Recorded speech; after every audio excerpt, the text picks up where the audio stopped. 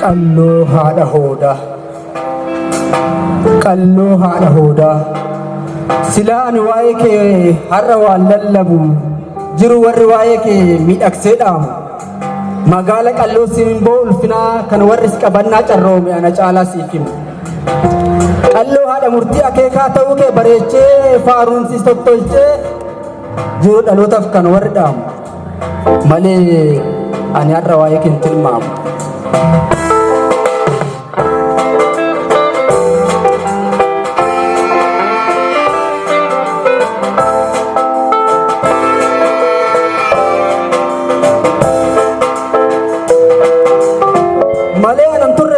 Jabaan ulfina kee har'a ol ka'ee si tilmaamu barhuuba hubannoo kee ibsuuf kan warri umurii daangeffamu. Garuu si ulfina ayyootiin soona faaruu teetiif deema. Garuu si ulfina ayyootiin soona faaruu teetiif deema. Dhugaadha ulfinni baroo fi haadhaaf abbaa durtureedha ilmoodhaan lallabama. Daandii akaakilee fi abaabileeti baroo fi qeenis ilmaan dhaalama. Anis kanaafan gola loonii eegee si iyyaafadhee aadaaf duudhaa kee cimsuuf har'a bargaafadha.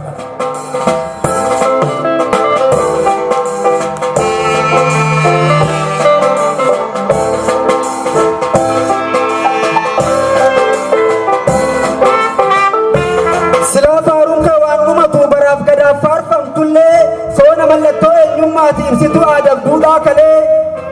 Hambaa keessaan qabdaan fagootti ija yaadan si ilaale. Hambaa keessaan qabdaaf inni fagootti ija yaadan si ilaale.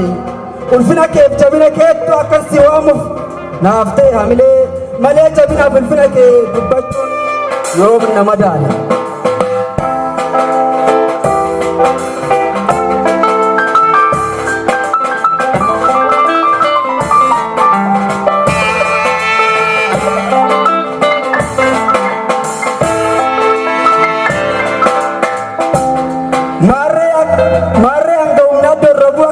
Karkarroo dhalee jamaa akkana kunoo faaruun magaala qalloo ulfina ulee.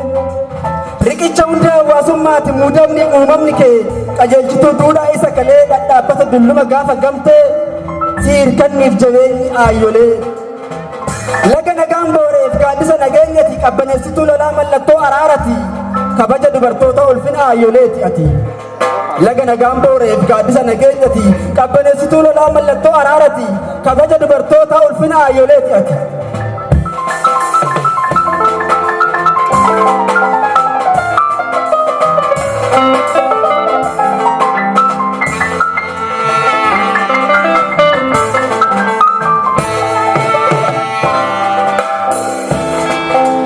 Giftii moggaa jiruu boorutu siin calalamaa hongee yoo ammaatas waaqatu siin kadhatamaa. Magaala qalloo simboo qabeettii faana faaruteetiin jaalalli dhaamama. Magaala qalloo ulee ulfinaa kee meeqatu himamaa. Ayyaana bolaawwaatitti ateetatu siin facaafama. Irree jabaatu malkaaf tullutti siin waaqeffama. Qallitti ulfina aayyoo faayi kee kuma kuma.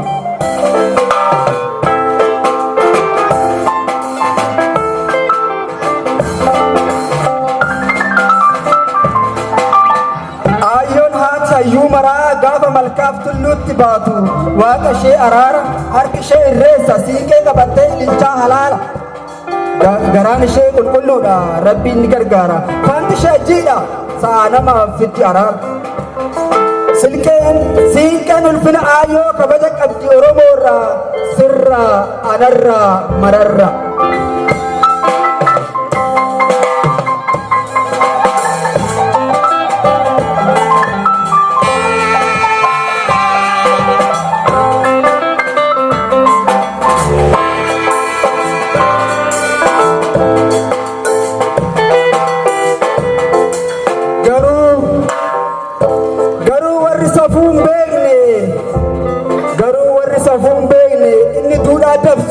Kabaja aayyoodhaa yeroo siinqee cabsu aayyoon hin callistu.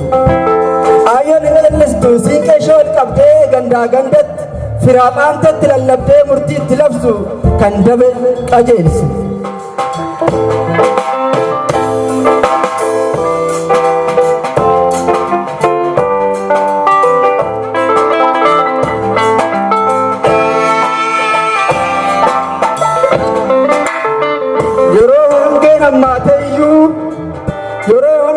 ammaatayyu akkas jettee mitire ayyoon yeroon gen ammaatayyu akkas jettee mitire ayyoon ulfoon haati siinqee haati siinboo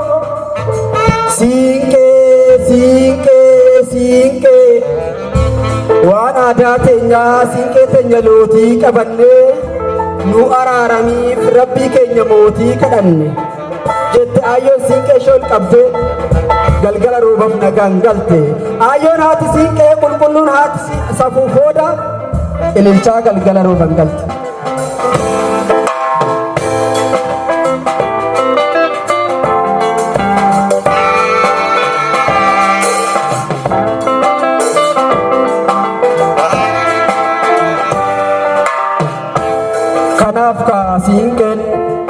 Kanaaf siinqeen ayyoon baraan kabaja ishee ol qabdee kanaaf siinqeen ayyoon baraan kabaja ishee ol qabdee si muuddee dhadhaa si culliksitee aartii daawwitii eenyummaan faaruu si roobsite eeyyeen si muuddee dhadhaa si culliksitee aartii daawwitii eenyummaan faaruu si roobsite siinqee bulii qalloo ulee ulfinaa faaya dubartoota dhadhaabbata jabinaa kan yoomuu hin cabne yoomuu hin dabne miidhagduu akka durba qarree faaya misirroota siinqidha miidhagfanne kennaadhaa goromsaa dhuuraa siinqee haadha huudaa ulee araaraa kennaadhaa goromsaa dhuuraa siinqee haadha huudaa ulee araaraa galatooma.